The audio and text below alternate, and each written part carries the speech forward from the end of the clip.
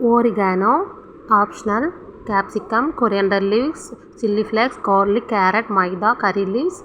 அப்புறம் ஒரு பாத்திரத்தில் தண்ணி ஊற்றிட்டு சால்ட் அண்ட் அப்புறம் ஆயில், இது எல்லாத்தையும் நம்ம ஃபஸ்ட்டு மிக்ஸ் பண்ணிக்கலாம்.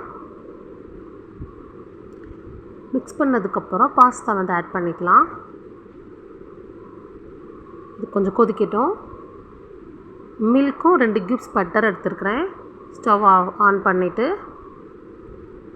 அதில் ஃபஸ்ட்டு கியூப் நம்ம போட்டுக்கலாம், ஒரு பட்டர் க்யூபை.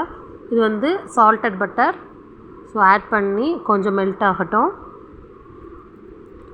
மெல்ட் ஆனதுக்கப்புறம் நம்ம கறி லீவ்ஸ் ஆட் பண்ணிக்கலாம். அப்புறம் கொரியண்டர் லீவ்ஸ், garlic,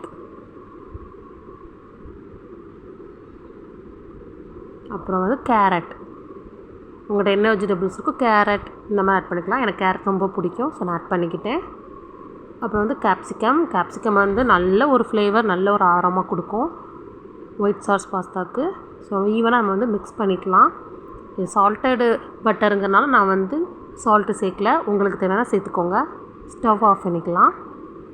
ஆஃப் பண்ணதுக்கப்புறம் செப்பரேட்டாக ஒரு பிளேட்டில் இந்த வெஜிடபிள்ஸை எடுத்துகிட்டு மறுபடியும் ஒரு ஸ்கியூப் பட்டரை போட்டு மெல்ட் பண்ணிக்கிட்டு மில்க் ஆட் பண்ணிக்கலாம். ஆட் பண்ணதுக்கப்புறம் கொஞ்சம் லைட்டாக ஹீட் ஆகணும், கொதிக்க விடக்கூடாது. ஹீட் ஆனதுக்கப்புறம் மைதா ஆட் பண்ணிக்கலாம். பார்த்து ஆட் பண்ணி நம்ம நல்லா சாஸ் மேக் பண்ணணும். பொறுமையாக நம்ம மிக்ஸ் பண்ணிக்கலாம். பண்ணதுக்கப்புறம் ஒரு க்ரீமி டெக்ஸ்டரில் அது வரும். பார்த்திங்கன்னா உங்களுக்கே தெரியும், அந்த அந்த கரண்டியில் அதுவே அப்ளை ஆயிரும். அவ்வளோ டெக்ஸ்டர் சூப்பராக இருந்துச்சு.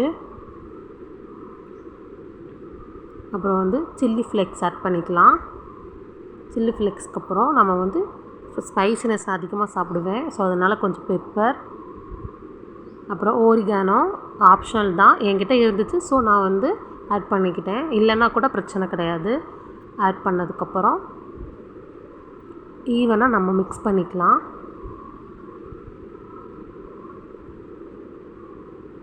அப்புறம் எனக்கு கொஞ்சம் சால்ட்டு கம்மியான மாதிரி இருந்தது, ஸோ நான் ரெண்டாவது சால்ட்டை ஆட் பண்ணிக்கிட்டேன். சால்ட் ஆட் பண்ணதுக்கப்புறம் அப்படியே சாஸ் பார்க்க நல்லாயிருக்கு. அப்புறம் இந்த வெஜிடபிள்ஸை போட்டு மிக்ஸ் பண்ணிக்கலாம். ஈவனாக மிக்ஸ் பண்ணதுக்கப்புறம் லைட்டாக டேஸ்ட்டு பார்த்துக்கோங்க, உப்பு எல்லாம் கரெக்டாக இருக்கான்னு. உப்பு தேவைன்னா போட்டுக்கலாம். அப்புறம் பாஸ்தாவை நம்ம ஆட் பண்ணிக்கலாம். எம்மி, செம்மையாக இருக்குது பார்க்குறதுக்கே. அவ்வளோ அவ்வளோ டேஸ்ட்டாக இருந்துச்சு. இது குழந்தைங்களுக்கு பெரியவங்களுக்கு கூட கொடுக்கலாம். இது நான் வீட் ஃப்ளோரில் தான் வாங்கினேன், இது மைதா கிடையாது. நான் சாப்பிட்டு பார்த்தேன், அவ்வளோ டேஸ்ட்டாக இருந்துச்சு. ஈவினிங் நம்ம டீயோடு சாப்பிட்றதுக்கு அவ்வளோ சூப்பராக இருக்கும். ஒரு ஸ்நாக்ஸ் மாதிரி என்ஜாய் பண்ணுங்கள். நெக்ஸ்ட் வீடியோவில் பார்க்கலாம்.